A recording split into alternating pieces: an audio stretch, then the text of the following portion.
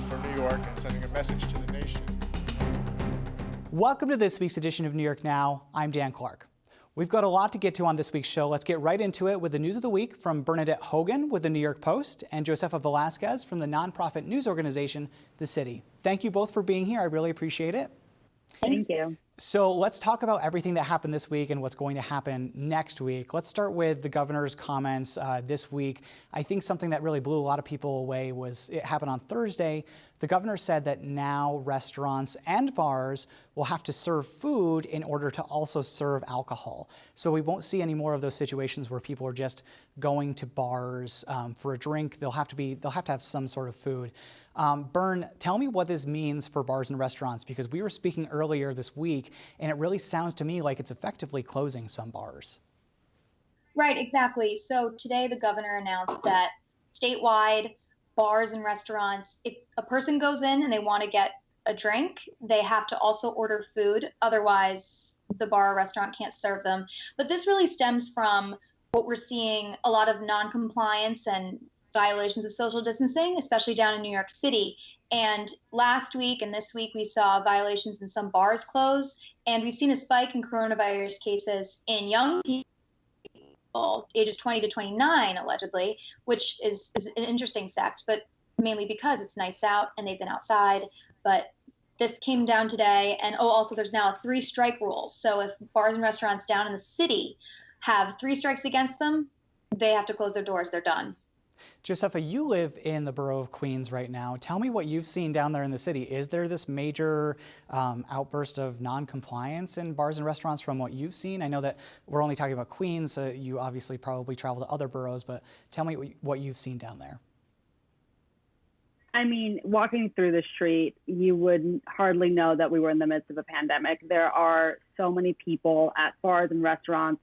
They're now hanging out. There's bar stools and chairs and tables on the sidewalk and on the street itself. But people have been yearning to go outside and go out to eat. You have like live music in some places, and they're jam-packed. I mean, these are restaurants that, a few months ago would be hardly 10 people inside, and now they're like full to the brim with people. And it's hard to wear a mask and socially distance when you have a stretch of like 10 feet to call your restaurant space. So let's talk about next week. The legislature is making a return to Albany, and I've looked through the bills that they might consider taking up, and we don't really know what's going to happen as far as what the final product is. There's also this question of, is next week the last week of legislative session of the entire year? Bern, let's go to you first. What are we expecting to see out of next week from the state legislature? Right. Well, it's definitely a weird time. I mean, I haven't been here when I've covered the legislature this far into the summer. We're in July, mid-July now.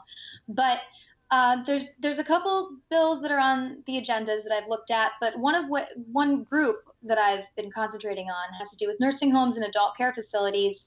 A group of lawmakers held a press conference today, a package to firm up some policies and also maybe reverse some that they thought were controversial and problematic during the pandemic. And of course, this comes ahead of some hearings that have been scheduled, especially in light of the pandemic, but then also concerning nursing home policy. So one of which has to do with rolling back this lawsuit immunity regulation that was passed in the state budget back in April that gave hospitals and nursing home operators immunity from any lawsuits that were waged for care of patients. So that's something that we'll be looking at next week. I don't know if it'll go, but of course the lawmakers pushing that have some hopes that it will. I want to talk about those nursing homes in a second, but Josefa, open up your notebook for me. Tell me what you're looking at next week.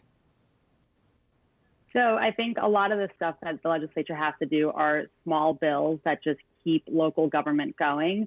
From what I've heard, there is nothing in place in terms of raising revenues for the state, which it desperately needs right now.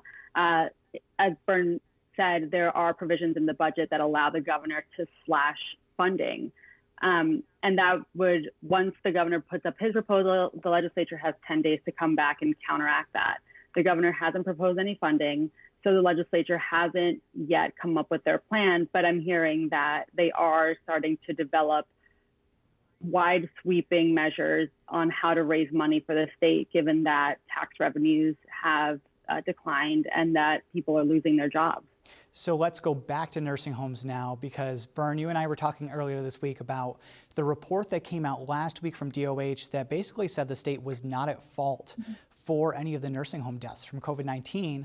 The Associated Press and also the New York Post had a story this week saying that this study, it wouldn't have appeared in a peer-reviewed journal. Basically, a lot of experts came out and said, you know, there are some fishy facts about this. Byrne, tell me what they were saying. Right. So this report came out last week, and it was a much awaited report. We didn't really know when it was going to drop, but of course, the past 3-4 months, there's been a lot of talk about how the pandemic has hit this population of nursing homes and older people. But essentially, the report said that the governor's policies and the health department's policies didn't necessarily drive up the nursing home deaths in regards to the coronavirus. But a piece came out in the Associated Press earlier this week that got several opinions from epidemiologists, people who work in the field, that said this wouldn't stand up. At least one individual said this would not stand up in a peer-reviewed journal, which is pretty biting considering the health department, which of course it was an internal report of their own policies. They put a lot of time into this and were hoping that it would kind of clear the air, especially when it comes to a lot of criticism on the topic. Before I let you guys go, Josefa, as Byrne mentioned earlier, the legislature is going to be holding hearings on COVID-19 in the coming weeks.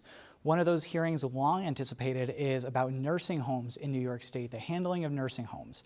The legislature obviously has subpoena power, so they could force the Department of Health to show up if they don't agree to. You covered nursing homes down to the wire, as Byrne did as well. Tell me what lawmakers are going to be looking at really quick.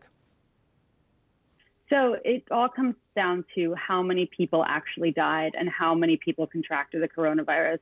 We still don't have an accurate toll of how many nursing home residents died, because the way that the state counts it, it only is counted as a nursing home death if you died within the facility. If you got transferred to a hospital, you don't count. And it all comes down to, well, how many people got infected and how did the infection get into the facility itself? Was it actually through staff, which is what the co-administration is saying, or did it actually come from this March 25th policy where people with the virus were allowed to enter the facilities? All right, Bernadette Hogan from the New York Post, Josefa Velasquez from the nonprofit news organization The City. Thanks for being here as always.